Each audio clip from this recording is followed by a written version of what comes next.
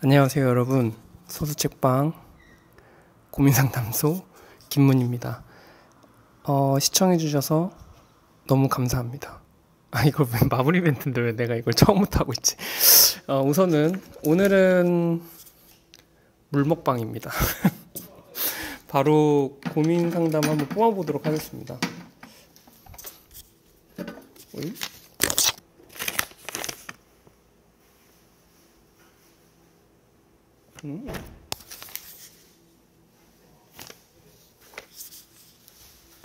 뭔가 어떤 분께서 김문 안녕, 요즘 유튜브 열심히 해서 좋아, 자기 전에 항상 들어 라고 하네요. 감사합니다.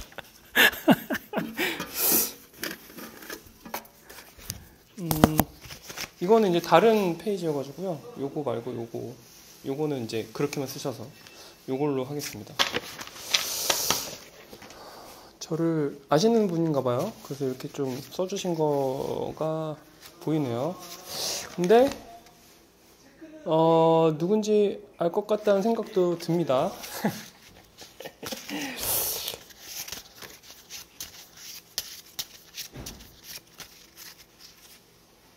뭔가 유튜브를 더 열심히 해야겠네요. 지인이 또 듣는다니까 또 괜히 좀 쑥스러워지는 면이 좀 있는 것 같습니다. 좋습니다. 그러면 질문지 한번 뽑아보도록 하겠습니다. 아무도 필요하지 않은데 아무나 필요합니다. 이렇게 또 이거 참 이거는 스님이신지 아무도 필요하지 않은데 아무나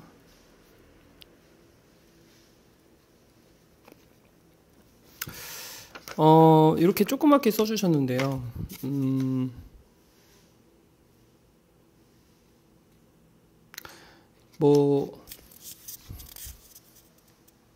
요거는 이제 소수책방과 관련된 이야기를 좀 해드리겠습니다.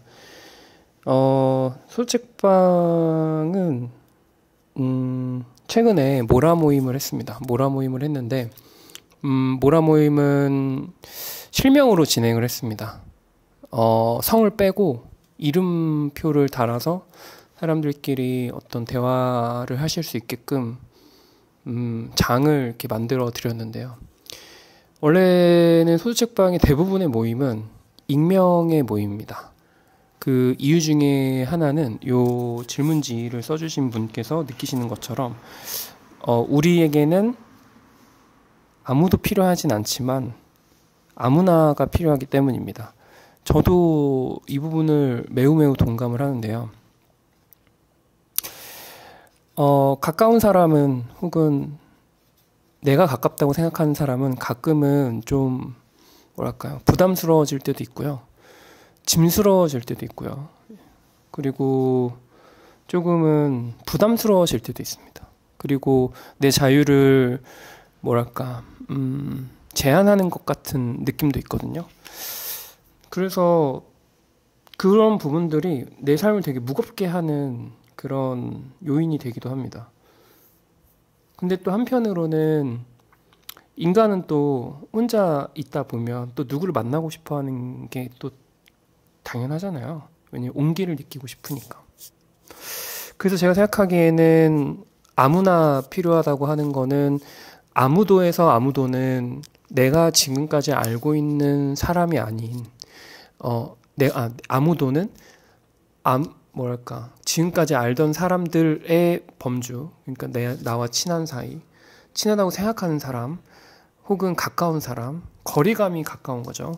예를 들면 그 친구는 나한테 친하진 않지만 거리감이 가까울 수 있죠. 왜냐면 자주 만나게 된다면 좀 거리감이 가까운 친구라고도 할 수 있을 것 같습니다.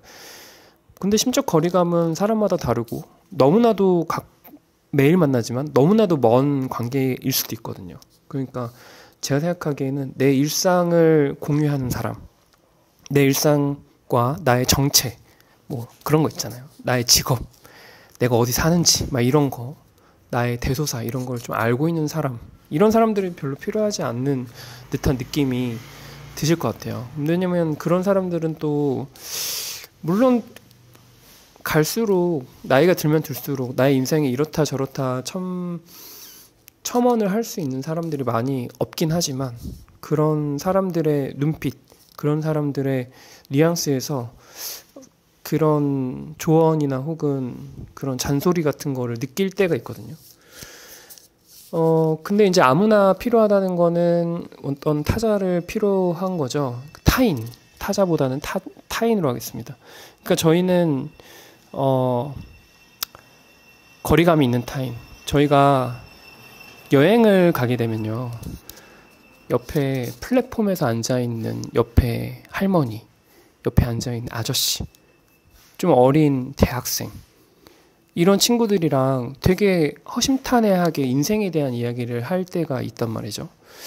그리고 아니면 뭐 게스트하우스나 잠시 잠깐 만날 거라고 생각하는 사람들과 되게 많은 깊은 이야기를 나눌 때도 있습니다. 왜냐면 그들은 오늘밖에 볼 사람이 아니기 때문에 내가 좀 더 편하게 얘기하고 솔직하게 얘기해도 그 사람이 나한테 내 인생에 크게 영향을 주지 못할 걸 알기 때문인 거죠. 근데 또 뭐 그런 생각은 합니다. 생각보다 내 인생에 크게 좌지우지하는 사람들이 많이 없다는 생각은 들어요. 물론 영향은 미치겠죠. 어떤 결이 비슷해질 수도 있다고는 생각하지만 사실 인생을 살아가는 데 있어서 어떤 일을 선택하는 것도 그렇고요. 뭔가 되게 여러 가지 큰 선택들은 주위에 있는 사람들의 의견을 생각보다 크게 감안하지 않는 것 같다는 생각이 듭니다. 특히 저 같은 경우에는 더 그런 것 같아요. 근데 그런 거 있잖아요. 내가 가는 방향의 조언은 듣게 되는 건데 내가 가는 방향을 보는 거는 이거는 나만의 선택이기 때문에 크게 영향을 못 준다고 생각합니다. 예를 들면 그런 거죠. 나는 책방을 하겠다라고 했을 때 책방을 하겠다에는 큰 영향을 주지 못해요. 하지 마라, 해라 이런 거에는 큰 영향을 주진 못하지만 책방의 운영이라던가 책방의 어떤 인테리어적인 요소, 책방의 컨텐츠 이런 거에 대한 조언은 듣게 됐거든요. 그러니까 그런 부분들은 저는 뭐 수용할 부분도 수용하고 아닌 거는 다시 한번 물어봐서 이런 거 저런 거 한번 물어보기도 하는데 그렇기 때문에 제가 책방을 결정하는 것은 큰 결정은 생각보다 온전히 나만의 결정인 경우가 진짜 많은 것 같습니다. 그래서 내 주위에 있는 사람들도 생각보다 내 인생을 좌지우지하지 않는다 이런 생각까지도 합니다. 물론 제가 안 되는 것 같기도 한데 그래서 아무나 필요하기 때문에 저희 책방에서 모임을 하는 그 목적은 사실 아무나를 만나서 사람들이 좀 더 편안하게 대화를 하길 원하기 때문에 그러는 것 같습니다. 그래서 아무나 필요하시다면 책방 모임에 오시는 것을 추천드리고요. 뭐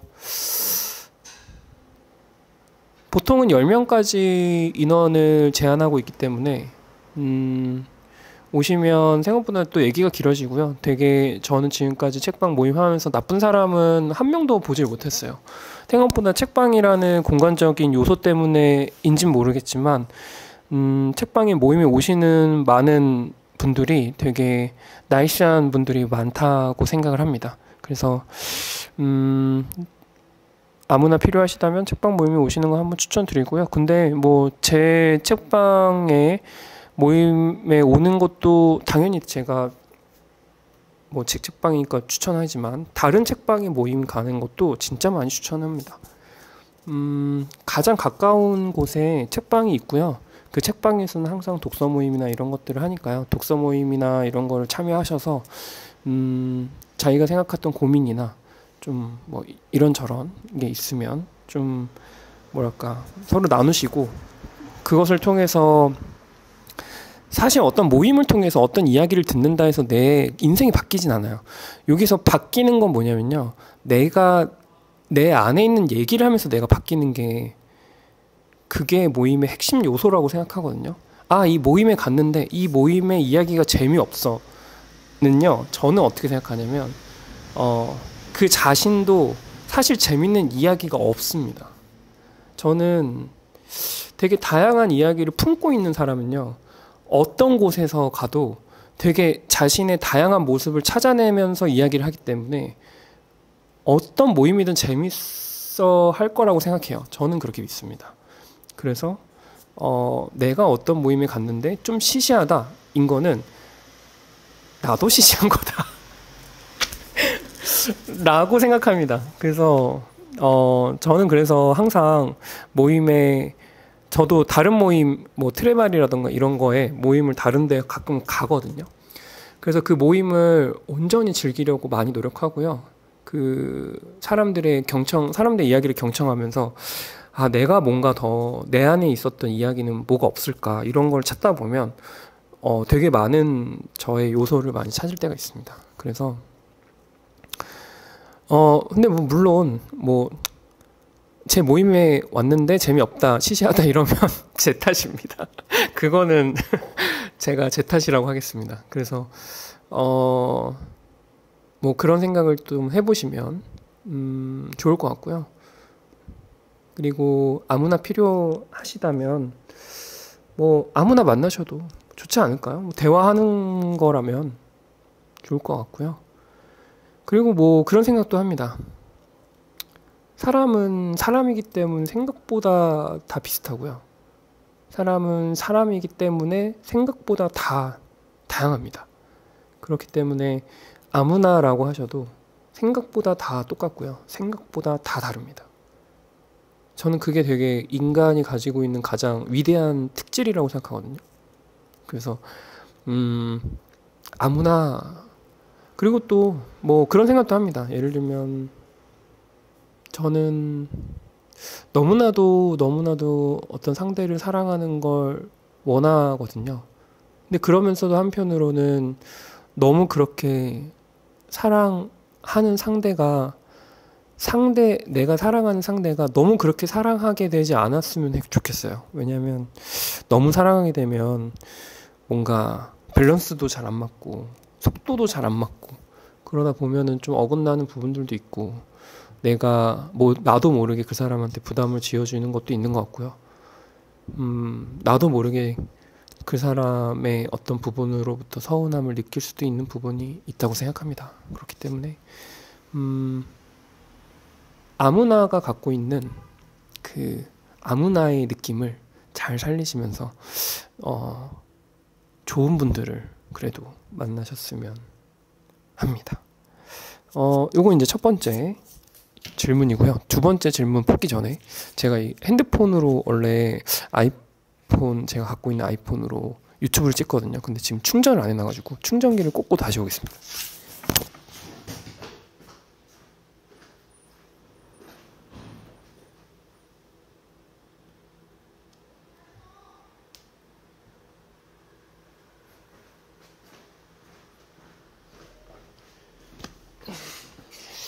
이제 두 번째 고민 한번 들어보겠습니다.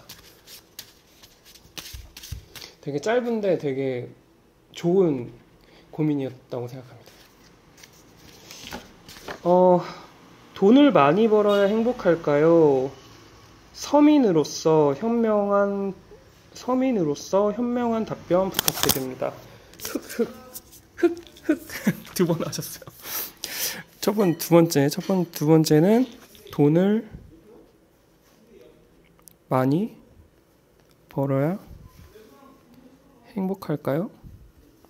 서민으로서 현명한 답변.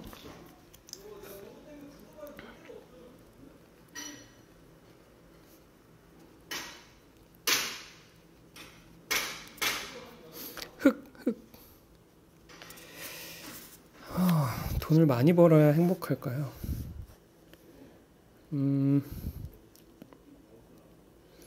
돈과 행복의 상관관계.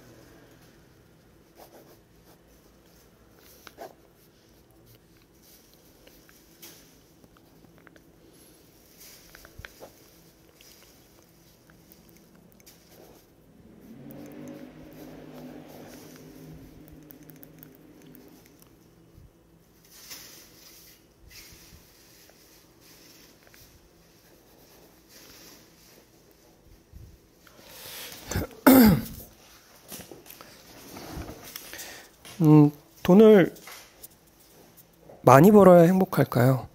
서민으로서 현명한 답변 부탁드립니다. 제가 현명한 답변을 해드릴 수는 없습니다. 그거는 애초에 제가 현명하지 않기 때문에 현명한 답변을 하기가 어렵습니다. 그리고 흑흑에는 제가 뭔가 옆에 있는 티슈라도 좀 드리고 싶은데 옆에 안 계셔서 제가 따로 흑흑의 어떤 눈물을 닦아드릴 수 없는 점 양해 부탁드립니다. 우선은 제가 이 질문에 첫 번째는 돈을 많이 벌어야 행복할까요에 대한 상관관계를 좀 생각을 해봐야 될 것 같다는 생각이 듭니다. 사실은 경제학적으로는 돈을 많이 벌면요 행복합니다. 행복합니다. 근데 이 많이 버는 것의 행복의 이 비례가 어느 순간에 멈춘다는 것을 알고 있습니다. 그러니까 예를 들면 사람은 제가 알고 있기로 이거는 이제 언제적 통계 자료인지 모르겠지만 이거는 또 역시 미국의 자료인지 혹은 다른 나라의 자료인지 정확하진 않습니다. 하지만 제가 알고 있기로는 미국의 혹은 유럽에 있는 자료였던 것 같아요. 근데 이렇습니다. 물론 그 나라의 자료를 혹은 우리나라일 수도 있어요. 정확하진 않습니다. 만약에 미국의 자료라고 한다고 친다면 미국에 있는 구매력을 바탕으로 다시 재환산해서 우리나라의 그 금액과 소비력과 좀 비교해서 좀 뭐랄까 금액을 산출해야 된다고 생각하거든요. 하지만 그것까지는 모르니까 제가 여기에서 이제 중요한 관점 뭐냐면 정확하진 않지만 한 800만 원에서 한 1,400만 원까지 1,300 뭐 그 1,000만 원대 초반이었던 것 같아요. 근데 계속 올라간답니다. 300만 원대, 400만 원대 더 행복해지고요. 500, 600, 700, 800 계속 비례하게 증가합니다. 행복감, 행복은 이 돈으로 벌어서 수입이 늘어나는 거에 따른 행복감은 비례해서 늘어나거든요. 그게 뭐랄까 어떤 일직선의 곡선인지는 혹은 기하급수적인 곡선인지는 정확하게 생각나진 않습니다. 하지만 분명히 늘어난다는 건 말씀드리고요. 근데 여기에서 어느 시점이 되면 어느 정도 유지가 된다고 합니다. 아무리 많이 벌어도 그게 어떤 되게 큰 시사점을 주고 있다고 생각을 하게 됩니다. 임계점이 똑같은데 나는 돈을 더 원한다. 이거는 어떤 돈을 버는 것에 대한 집착으로 나아간다 이거나 혹은 돈이 없어질까봐 불안한 요소 둘 중에 하나 때문에 돈에 대한 집착을 하게 된다고 생각을 하고요. 두 번째는 돈을 많이 벌어야 행복한가요? 했을 때 역시 이 많이의 그 경제학적 수치가 아니라 그런 통계학적 수치가 아니라 상대적 수치, 나의 마음에 있는 그 많이의 절대적인 수치가 얼마인지도 중요하다고 생각합니다. 나는 이 정도는 많이 번다고 생각한다. 만약에 진짜 평생 동안 돈이 없었던 사람이 200만 원, 300만 원 벌기 시작하면 되게 많다고 생각할 수도 있습니다. 근데 500만 원 벌던 사람이 예를 들어서 똑같이 300만 원을 벌게 되면 너무나도 적은 돈이라고 생각할 수밖에 없거든요. 그렇기 때문에 이 많이는 자기가 그동안 살아왔던 부분에 되게 많은 영향을 받고 있다고 생각합니다.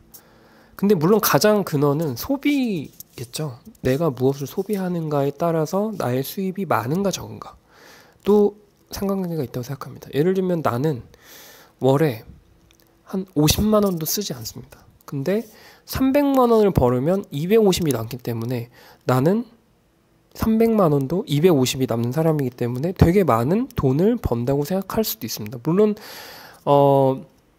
돈을 많이 번다라는 거는 내가 벌고 있는 상태에서 옆에 있는 사람이 보편적으로 내 옆에 있는 친구나 혹은 지인들의 수입이 나보다 훨씬 적으면 내가 많이 번다고 생각할 수도 있거든요. 그것도 좀 있는 것 같습니다.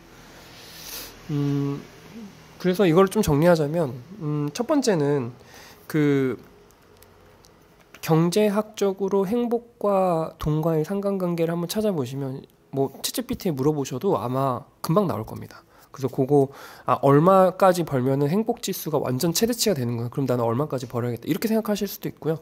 아니면 더 많이 버셔도 될 것 같고. 그리고 많이라는 나의 절대적 기준점이 어디에 방점이 찍혀 있는가?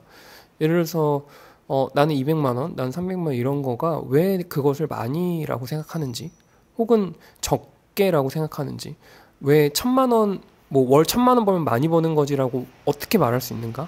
이 부분에 대한 좀 더 생각을 하시면 좋을 것 같고 그리고 저는 상대적인 것으로서의 나의 수입을 비교하면 끝없이 갈증이 일어날 거라고 생각합니다. 옆에 있는 사람은 1000만 원 벌고 2000만 원 벌고 3000만 원 버는데 나는 200만 원밖에 못 버네 라고 하는 거에 대한 상대적 박탈감이 클 수밖에 없거든요. 그래서 수입에서 돈을 저 사람보다 많이 벌고 싶다는 그 사람과 똑같이 하더라도 절대 똑같이 벌 수 없다고 생각합니다. 예를 들면 똑같은 변호사이더라도 어떤 사람은 막 연봉 몇십억 몇백억씩 받는 반면에 어떤 사람은 그거에 비해서 또 적게 받을 수밖에 없거든요. 그렇기 때문에 저는 그런 생각이 좀 들긴 합니다. 그리고 내가 소비하는 것에 따라서 내 수입이 많다고 생각할 수도 있고 적다고 생각할 수도 있다라는 생각이 듭니다. 그렇기 때문에 돈을 많이 벌어야 행복한가요 해서 우선은 제가 생각하기에 생각을 해야 되는 점은 내가 많이가 어디까지인가 나는 최소 어디까지 벌면 충분히 내가 행복감을 느끼면서 살 수 있는가 인 것도 체크를 해보셔야 될 것 같습니다. 저는 되게 많은 시행착오를 거쳐서 제가 이 정도 벌면 내가 행복하구나 라고 느꼈던 거는 130만 원이었습니다. 왜냐면 제가 책을 한 월에 30에서 한 40 정도를 사니까 근데 이제 90만 원 정도면 뭐 아무리 막 하루에 한 번씩 외식을 해도 그렇고 뭐 커피를 마신다고 해도 그렇고 문화생활을 한다고 해도 한 40~50은 남더라고요. 근데 그 40~50 남는 상태가 되게 가끔 뭔가 여행 가고 싶을 때나 이럴 때 그런 게 좀 도움이 되는 것 같아서 저는 130 정도만 벌어도 나는 행복하구나라고 느꼈습니다. 그리고 실제로 130만 벌면서 생활했을 때도 되게 행복감이 컸고요. 그래서 한때는 또 더 많이 벌었던 적도 있는데 그때는 오히려 돈을 버는 것 때문에 행복하지 않았던 것 같아요. 되게 그만큼 돈을 번다는 건 내 시간과 노동과 정신력을 쓰는 거니까 그런 부분들이 저한테 큰 행복감을 130대보다 주진 않았던 것 같습니다. 솔직히 말해서. 그래서 이제 제가 이런 생각이 듭니다. 저도 서민이고 아마 이 질문을 해주신 분도 서민인데 물론 서민까지를 어디까지 정의를 하느냐 이게 또 중요하다 생각하거든요. 중산층이냐 그럼 어떤 소득 분위로 봤을 때 그 중간에 어디까지를 중위 소득으로 봐야 되는가 막 이런 것도 사람마다 천차만별이니까 그래서 이제 서민이라고 한다면 뭐 제가 생각하기에는 뭐 세 개로 하겠습니다. 집 없는 사람 저는 집 있는 사람은 그래도 조금 부자라고 생각해요. 서울에. 두 번째는 뭐랄까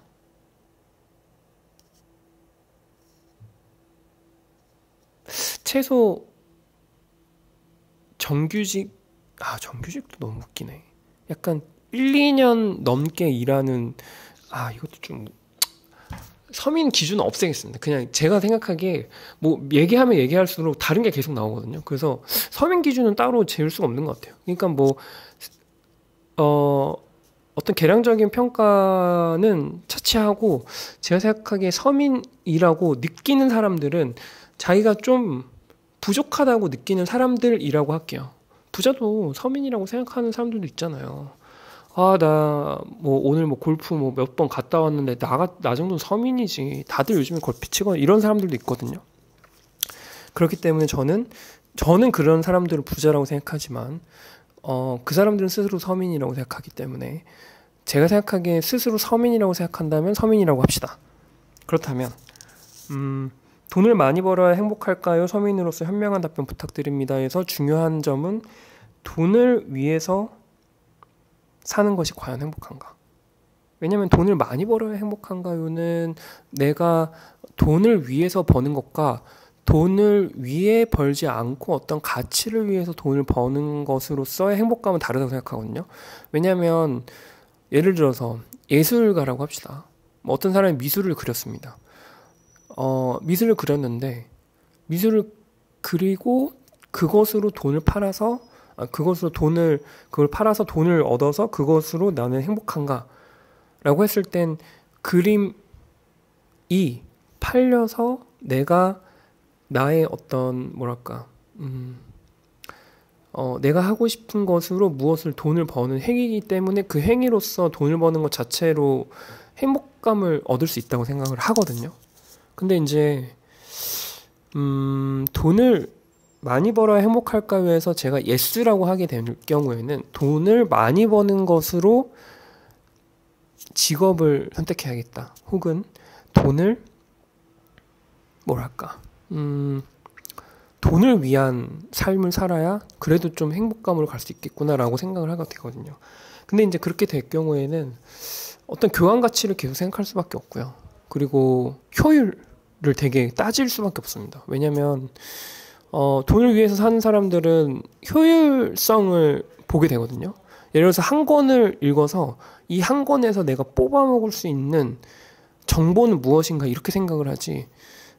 그런 사람들은 생각보다 저는 개인적으로 문학이나 이런 부분들을 잘 읽지 않는다고 생각합니다.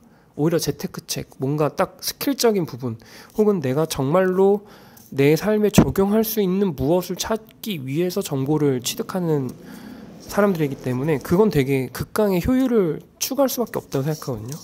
그렇기 때문에 돈을 위해서 살게 되면 이런 효율성에 대해서 끊임없이 제고할 수밖에 없다고 생각합니다. 그래서 인간관계도 되게 효율적으로 만들려고 노력을 많이 하는 것 같고, 근데 저는 효율과는 좀 먼 사람이라 그런 효율로서 인간관계를 하는 사람들과는 좀 저는 안 맞는 것 같습니다. 하지만 나쁘다고 생각하진 않습니다. 왜냐면 그 사람들도 그 사람들의 이유가 있을 테니까. 왜냐면 뭐 이건 좀 이따 얘기하겠습니다. 그리고 이런 돈을 위해서 살게 되면 또 약간 부속품 같은 느낌도 듭니다. 내가 기계의 어떤 한 부품이 되는 것 같은 느낌이 들 수밖에 없거든요.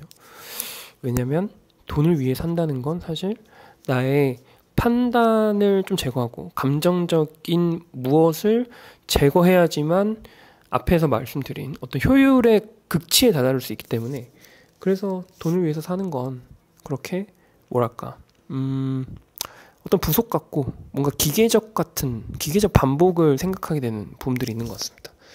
근데 이제 돈을 위해서 살아도 저는 뭐랄까 그게 잘못됐거나 안 좋거나 나쁘다고 생각하지 않습니다. 왜냐면요, 사실 돈을 버는 행위는 되게 나한테 자괴감이 들 수 있고 어떤 내 자존감을 깎아내릴 수 있긴 하지만, 저는 그 돈으로서 무엇을 할 수 있는 게 너무 많잖아요. 예를 들면 자아실현의 도구를 살 수도 있고요. 내가 만약에 화가가 되고 싶다. 근데 돈을 위해서 산다. 그러면 돈을 위해서 벌어서 내가 물감을 사면 되잖아요. 그리고 나는 가족들을 위해서 돈을 위해서 산다라고 했을 때 그 돈으로서의 가치가 높으면 돈을 위해서 사는 게 절대 불행해지지 않는다고 생각합니다. 그래서 뭐 그런 것도 있다고 생각해요. 예를 들면 나는 봉사를 위해서 혹은 뭔가 기부를 위해서 내가 돈을 번다라고 하는 그 순간부터 내가 돈을 버는 행위 자체가 좀 더 단순하게 나를 어떤 소비만을 위해서 돈을 버는 것과는 다른 결을 띠게 되니까 그 다음부터는 좀 돈을 버는 거에 대한 현타에서도 벗어날 수 있을 거라고 생각을 합니다. 그래서 돈을 많이 벌어야 행복할까요는 맞습니다. 하지만 돈만을 위해서 해도 행복하는 방법을 방금 말씀드린 거고요. 근데 이제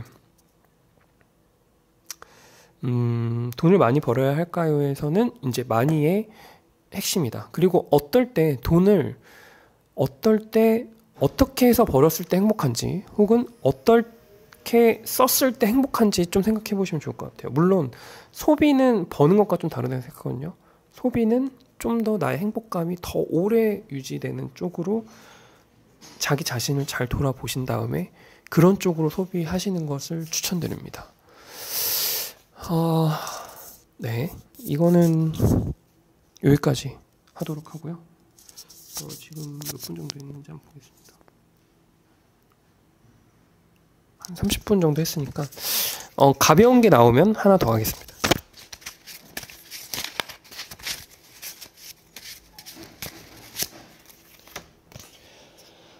나를 좋아하는 사람은 내가 별로고, 다시 읽어드리겠습니다. 나를 좋아하는 사람은 내가 별로고 내가 호감 있는 사람은 나한테 관심이 없어요. 제가 눈이 높은 걸까? 네, 눈이 높은 거예요. 눈이 높은 거는 맞긴 합니다. 근데 눈이 높지 않은 거일 수도 있어요. 왜냐면 뭐 예를 들면 눈이 높다고 했을 때 외모만 보시면은 그럴 수도 있을 것 같아요. 외모만. 만약에 내가 좋아하는 사람이 내가 별로라고 한다면 꼼꼼히 따져보시면 좋을 것 같아요.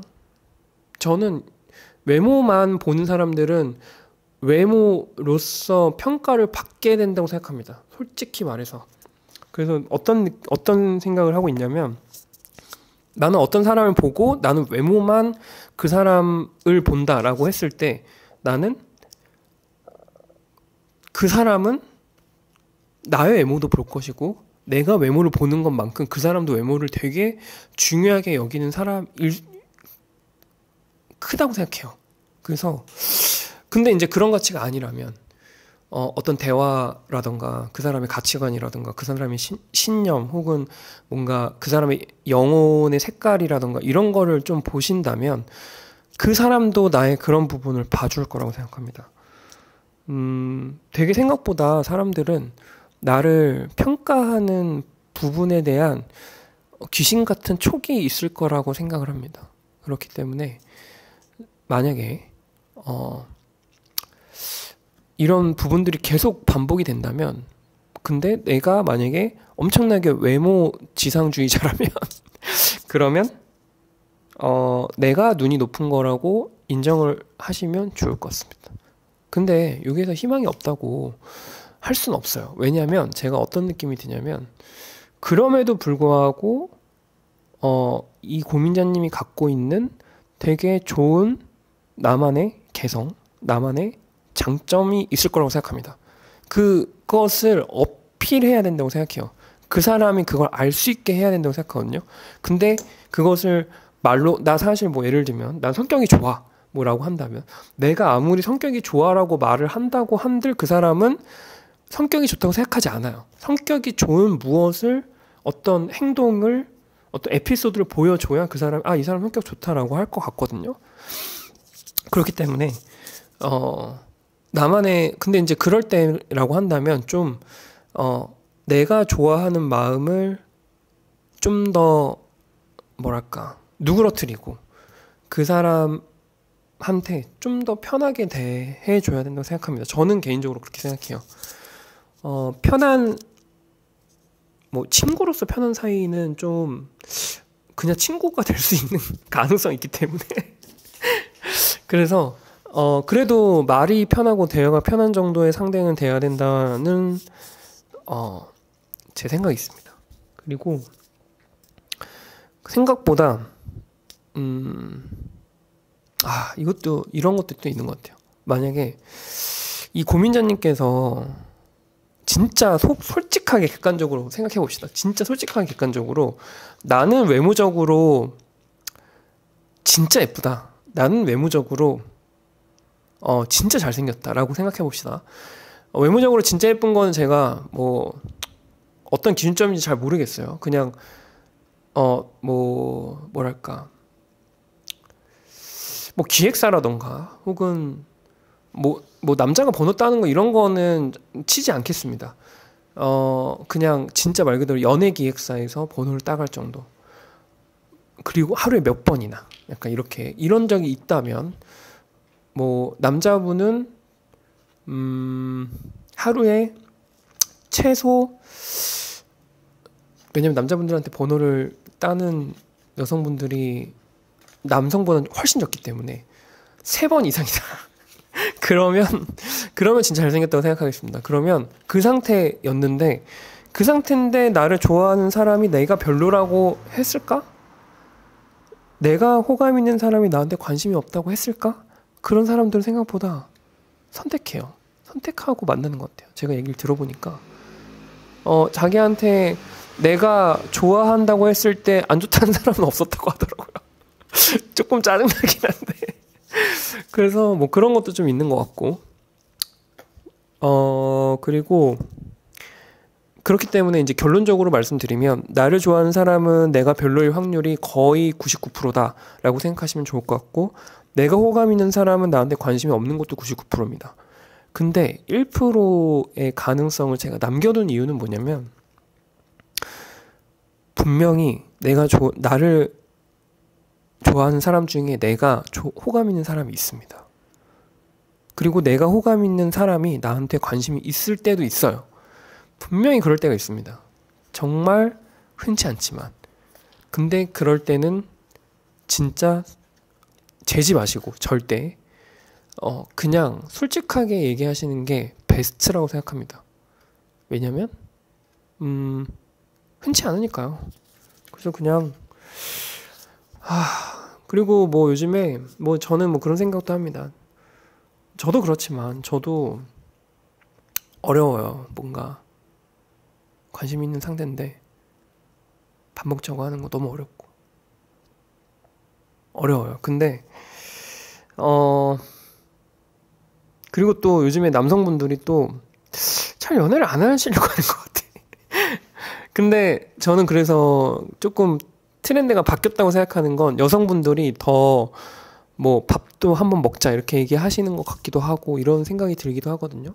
근데 그래서 제가 하고 말씀드리고 싶은 건 뭐냐면, 내가 호감 있는 사람인데 나한테 관심 없는 사람한테 그래도 한 번은 밥 먹자고 하세요. 제가 생각하기에는 남자분은 아니신 것 같아요. 뭐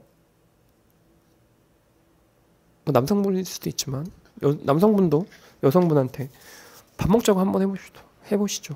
아니면 밥 먹는 게 조금 부담스럽다 라고 한다면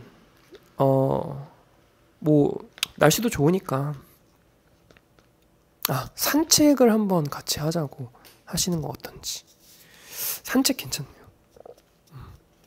뭐 산책하면서 얘기하다가 뭐 밥 먹을 수도 있고, 산책하다가 얘기하다가 그냥 뭐 맥주 먹을 수도 있잖아요. 그러니까 되게 여러 가지가 있으니까 산책이나 같이 할까요? 라고 한번 해보시는 것도 추천드립니다. 눈이 높아요. 눈 좀 낮추세요. 근데 저도 눈이 높아가지고, 저는 눈이 높다고 하는 게 좋다고 생각해요. 왜냐면 제가 만났던 사람들은 다 저한테는 과분했었던 사람들이기 때문에 저는 스스로 눈이 높다고 생각합니다. 그렇습니다. 오늘은 여기까지 하고요. 뭐랄까, 요즘에 날씨가 많이 따뜻해진 것 같습니다.